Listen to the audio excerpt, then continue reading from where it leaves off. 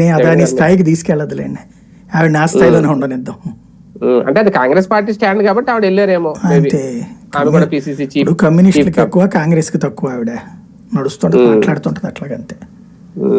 Right. ఇంకో అంశం, కీలక అంశం ఈ వారం మహారాష్ట్ర రాజకీయాలకు సంబంధించి. ప్రస్తుతం మనం ఈ వీడియో చేసే టైంకి అయితే ఇంకా ఎవరు సీఎం అనేది ఫైనల్ కాలేదనుకుంటా నాకు తెలిసి.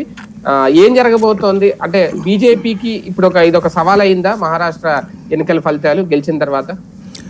ఓ రకంగా భారతీయ జనతా పార్టీ కోరుకున్నట్టే జరిగింది.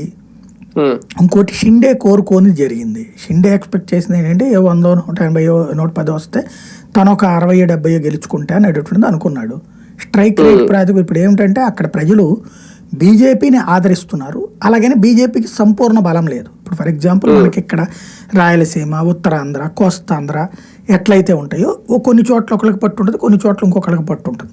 అట్లాగా అక్కడ వచ్చేటప్పటికి బీజేపీకి అన్ని చోట్ల పట్టు లేకపోవడం అనేది మైనస్ అయింది. కానీ 3 టర్ముల నుంచి కూడా బీజేపీ నేతృత్వంలోని ప్రభుత్వాన్ని ఎన్నుకుంటున్నారు ప్రజలు, అది గుర్తుపెట్టుకోవాలి.